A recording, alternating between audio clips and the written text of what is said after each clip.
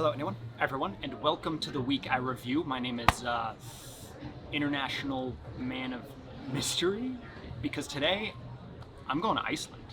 I'm currently at JFK Airport, and I'm gonna vlog this whole trip. Let's get into it.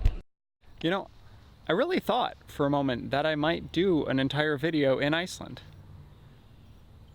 but no.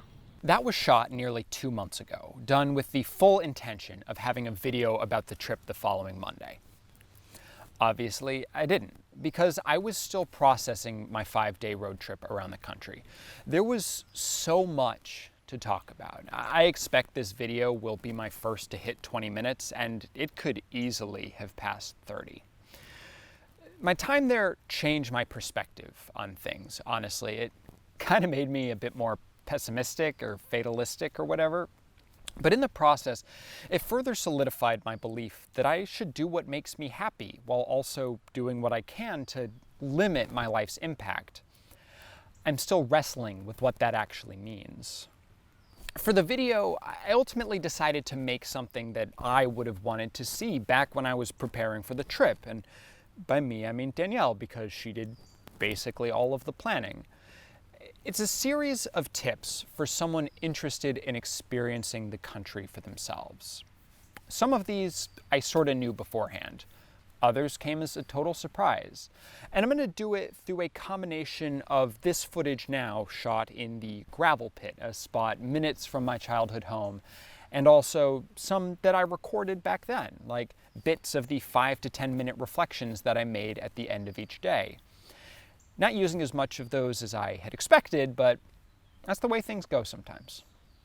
So without further ado, tip number 6. Don't vlog your trip or obsessively document it in any way. Towards the end of Ben Stiller's massively underrated remake of The Secret Life of Walter Mitty, the title character finally comes upon Sean O'Connell, a photojournalist he has spent much of the movie trying to track down, including, it should be noted, across Iceland, which played no small part in my desire to see the country in the first place. O'Connell is in the Himalayas, sitting and waiting for the moment that he can capture an image of a snow leopard in the wild. One comes into view. He looks at it through his telephoto lens. He shows it to Walter. He does not press the shutter. He stays in the moment. See, the fundamental problem with documenting an experience as it occurs is that it forcibly removes you from that experience. You cannot be present while trying to capture something for the future. And yeah, it's something a million people have said about a billion different things, but it felt so much truer in Iceland than any place I'd ever been before. I had originally considered doing this whole thing as a consecutive vlog, but I just decided I don't want to do that. You know, I want to have a vacation. I want to take a trip with my girlfriend, and when it's appropriate to get footage, I'll do so, but I'm not going to sacrifice the trip for this YouTube channel. As a result of this, many of the clips I have are B-roll from the car, typically taken by Danielle because she doesn't have a license, so I had to drive. When we were out of the car, I often just wanted to look at how beautiful it was instead of fiddling with my camera. The daily reflections were a nice compromise, letting me live in the moment when I wanted to, while still having a record of how I felt while I was there. And I mean, let's be honest, there is no way for me to adequately capture the beauty of that country. This place is so gorgeous. You know, photos really don't do it justice. Videos don't do it justice. I don't even really bother trying. My Instagram is just like close-ups of things, largely because you can't really capture the essence of this. I took a lot of photos. I didn't even post a dozen, but there are many more that I just didn't feel like putting up. Honestly, it's not worth obsessing over getting the gram or making a YouTube video at the expense of really being in this amazing place and soaking it all in. Speaking of soaking, tip number 5, go to a hot spring as soon as you can. Our flight was set to arrive at 8 a.m. and actually came in almost a full hour early. Being a red-eye, this meant that I got even less sleep than the already meager 4 hours I was expecting, and I felt terrible. And we had a few-hour drive to the first Airbnb. Since I don't do caffeine, I was a little worried about how this was going to go. But we had an appointment at the Blue Lagoon, the largest and most well-known hot spring in the country, to look forward to at noon. What you see behind me is not actually the Blue Lagoon itself. It is behind this big rock wall. But this water is what the Blue Lagoon is. It is this 38-degree centigrade, naturally, geothermally heated water that just feels so good. The reason it's this bizarre iridescent color and it, dyes all of the rocks white is because there's silica in it. I spent about an hour in there and I just feel so much better, especially after feeling so awful after getting off the plane. So really just a great first tourist stop. Also bought a hat. There were probably about 100 people at the lagoon, spread out over the surprisingly wide area of the pool. It has a main section that branches out into these more secluded spots. So even though the place was fairly busy, it never felt that way, which served to make the tourist trap that it is feel a bit more private. And I really can't stress enough just how good the water felt, particularly when I was so exhausted. Often hot water makes me more tired, but the lagoon was the opposite. It was genuinely invigorating. We could have gone for a much more private experience if we had looked a little harder. There were numerous hot springs around the country, some of them absolutely tiny and always cheaper than the Blue Lagoon. If we'd had more time, I'm sure we would have tried another dip or two, but even the one was enough. Tip number 4, stock up at the grocery store. There were a few hours between our arrival and our appointment at the Blue Lagoon, so we decided to go grocery shopping, which had been widely recommended by folks who warned us of obscene restaurant prices.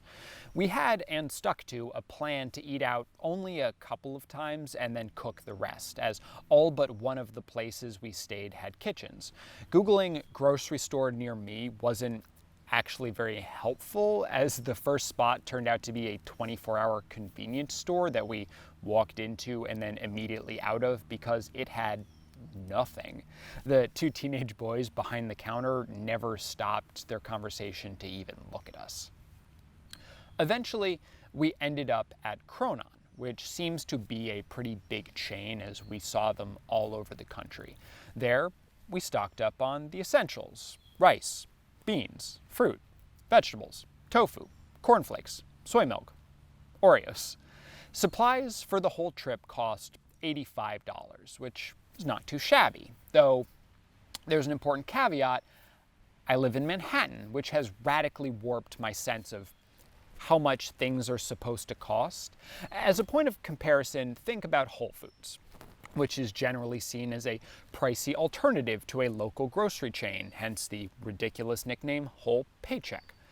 But in New York, it's not. In fact, it is almost always cheaper than other grocers, especially now that Amazon has been cutting prices. By the same token, the few restaurants we visited did not incite within me the sticker shock I had expected. Everyone warned me about how crazy expensive the food was. But it wasn't really. We paid $78.80 for 2 entrees, an extra side, and a dessert at the Lake Hotel's restaurant, which is the highest rated spot in the East Icelandic town of Egilsstadir, according to Google, TripAdvisor, and Lonely Planet. Is that a lot of money? Sure. But for a good meal at a nice restaurant? Not really, especially when you consider that price effectively includes a tip. We only ate at 2 real sit-down restaurants as well as a diner, and then had snacks in a few places. Every time the bill was more or less on par with what I would pay in New York for equivalent quality. Hell, the best salmon dish I have now had in my entire life cost me less than $25 in Reykjavik. One thing I did appreciate is that every place we went and many places we looked at but didn't go had explicitly vegan options available. Danielle, being vegan, has had trouble sometimes when traveling, but that didn't turn out to be the case here, which I was a little surprised by, but obviously happy about. All that said, what is lacking? Cheaper options. While they exist, the country is not littered with low-cost fast food joints. Things just tend to be a little pricey with few chances to eat out on a budget. But that's why you should make those meals at a restaurant special and cook the rest of the time. Relatedly, tip number 4.2, get a PIN for your international credit card. If you're not American, this won't apply to you, but if you are, please learn from my mistakes. This is now the second international trip during which not having a PIN for my credit card has caused problems. The first being Tokyo, Japan, just over 2 years ago, which was a straight up nightmare scenario that I don't have time to go into right now. Everywhere I went in Iceland took credit cards, and though I had gotten some cash out just in case, it ended up being entirely unnecessary, and the $8 I was charged for taking $40 in Icelandic kroner from the Keflavik airport ATM made my blood boil. So it's better to just use a credit card. Obviously, you have to make sure that it's one that does not charge you a fee on international purchases. There are a lot of those, and this video is not about reviewing travel-ready credit cards, so I'll leave it at that. But when you're shopping or eating at a restaurant, there is no problem with just signing for the card. But that isn't true when you're at one of the country's many gas pumps, which is a problem because obviously filling up one's car with gas is an important part of extended road trips. If you don't have a PIN, you can't just use a pump. Instead, you have to go into a station and buy a prepaid card that you can use at the pump. But not every pump has a station attached. So if you're running low and you get to one of those, you're genuinely out of luck. And when I made it back to the airport, I was charged around $80 for a full tank when I was $30 from being topped off because the only fill-up place nearby just had a pump. So I lost $50 right there, which was both extremely frustrating and entirely avoidable if I had just gotten a damn PIN.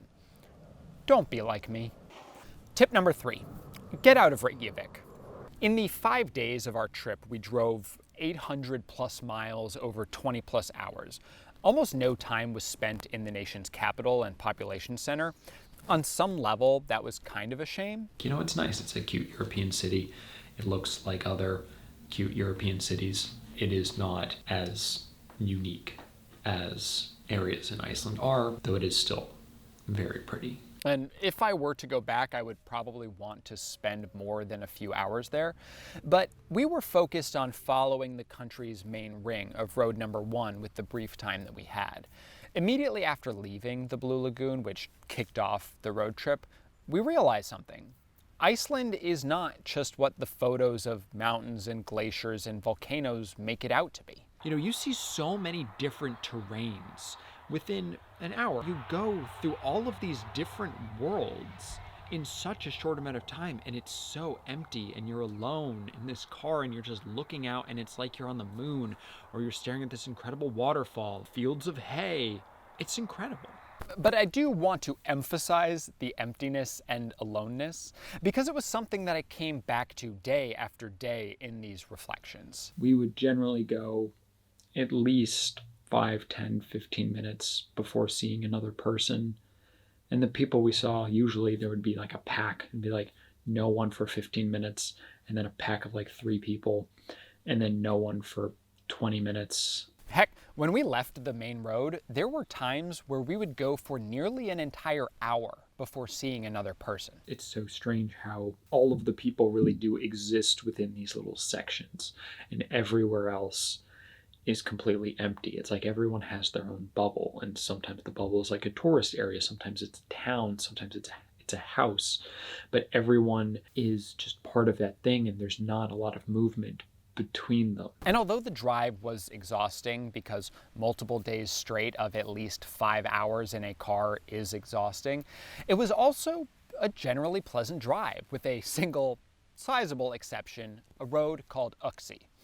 On the way to Egilsstadir, which with a population of just over 2,300 is East Iceland's largest town, Google Maps directed us on the shortest route. Usually that's a good thing. But here maybe not so much. First, it just becomes a gravel road. There's a sign in English that says gravel road begins. And the fact that it's in English is disconcerting because most of the signs are not. And so it's saying that for people like me. And then we see a different sign. Road may be impassable. No winter service. It's not winter, but even so, it is really a terrifying experience. It's steep. It's gravel. Our car, a Ford Focus, is not meant for that kind of terrain at all. There were a couple of moments that were a little squirrely, but I was very proud of that car, to be totally honest. There are other cars in this town that are as dirt covered as ours is, which leads me to believe that they also took Oxy to get here. But those cars are all definitely made for that type of environment in a way that ours just isn't. Uxie is not an actual F-road, which is a designation/warning given to those that require a 4x4 to traverse. A sedan like the Ford Focus just isn't going to make it up those. Indeed, I saw another sedan that had an enormous sign on its dashboard from the rental company saying, "This car cannot be driven on F-roads." Ours didn't have that, so we wouldn't have known, but considering the trouble we had up Uxie, I can't really imagine what an F-road is like. So I would recommend not getting a sedan at all. Having the ability to go off onto unpaved roads is really cool. We did it a couple of times on flat terrain. Our Ford Focus is definitely not made for this kind of little adventure, but look at this view. It really would have been cool to be able to go further than that. And even if you don't get a more capable car, there is still something you can do. Tip number 2, take a tour with an Icelandic lifer. Due to unfortunate conditions canceling a Tuesday ferry ride, we had only one actual plan for the entire trip, a quote-unquote reindeer safari, which picked up in Egilstadir and is why we went there in the first place. It was just the two of us and our guide, Helga, driving a far more appropriate vehicle. We went back down Uxie, and going down it in that car was fascinating because there was no fog. And so we could see just how terrifying some of those drops would have been if we had been able to see them yesterday. It's actually good it was foggy. But it was also nice that we got to see it. And we went around and we saw a different road up. And today I was able to really think about it, to really just sort of experience it. Part of it was getting to sit in the passenger seat of a car for 4 hours instead of just driving for 8. Part of it was just the weather. You could see for so many miles. There's no rain, there's sun. Man, it was just incredible. And that's when I started to understand why you would want to wake up and look at that every single morning. Helga grew up in a town of 140 people. She went to school with 13 other kids for 10 years. She left and she came back to that town. She will be there for the rest of her life. I understand it in a way I didn't yesterday. She said to me, a lot of people have left recently, but there are still the people who stay and they're stupid. And I knew she was kind of expecting me to say, no, that's not stupid, but I didn't do it. And so she said, no, we're not stupid. We're just trying to keep the old Iceland alive. And there's some not so great nationalist connotations to that, but I don't think that's what she was going for. She meant literally keeping the places that she grew up in alive. Because if people leave, the town is gone. Over the 4-ish hours we spent with her, Helga told us all kinds of things, from stories about her life and job to local legends about trolls and Santa Clauses. They have multiple there. We stopped not just to see reindeer, though we did army crawl up a little hill to look over a pack of them, but also waterfalls and baby seals and sheep and horses and whatever else caught our eye. Because it was just Danielle and me, we had control over the itinerary. And though it wasn't necessarily what I had expected when I heard reindeer safari, it ended up being better than that. And Helga told us that when there's snow on the ground, she can deflate the tires and go off-road. So it was a pretty big incentive to come back over there during the winter. Just maybe not via Uxie. Tip number 1, don't go alone, but give yourself time. Those hours we spent with Helga were more than we spent with any other people the whole trip combined. Honestly, aside from a few brief conversations at the guest house we stayed in our second night, we didn't really talk to anyone but servers and cashiers. I mentioned isolation in pretty much every reflection video I did, but the way I discussed it changed over the 5 days. By the time the trip was over, I had gone from being unnerved by it to understanding and maybe even appreciating it. I talked a lot about reflection and the ability to reflect on, what I care about, what I think about. This is an incredible place to do that, especially when you're driving, because there's nothing else to do. Every single image outside of a window is gorgeous. Eventually, it does become a little samey, especially I found towards the end as you head towards Reykjavik from Northern Highlands. It feels a lot like some of the stuff you've seen before. And so you just think about the trip. And then it gets busier and you think about how empty it was, which is what I've been thinking about this whole time. And I kept getting frustrated that there were other people and that, I had to be stuck behind people or people were getting stuck behind me in cars. And, I went from not seeing anyone for 5-10 minutes to always having someone in my rearview mirror right out the windshield, and I didn't like it because it took away from what I really enjoyed in Iceland. And then everything clicked even further. It's oh, that's what you get out of it. You get a peace of mind from not having someone, riding your bumper or you riding someone else's bumper all the time. You have space to just be yourself and think about your own things. But, of course, it wasn't pure isolation for me because I was never actually alone. Though you haven't seen Danielle in any of these clips, she was always there, just off screen. Having the two of us against the wide, empty world was still bizarre, but it was never lonely. And I think that if I had done this trip entirely by myself, like one of the men at the second guest house had, would have driven me a little crazy. I've solo traveled abroad a few times, but always in places where there were people about and things going on. I'm fine being by myself, and Danielle and I would go for a while just looking out the window and listening to our 11-hour-long Spotify playlist and not talking. We got to have these moments to ourselves. But any time the vast emptiness started to feel oppressive, we had someone to turn to. And so we got the best of both worlds, the ability to reflect and enjoy the stillness, but also have someone there to share it with. And what a wonderful thing to share. 9.4 out of 10.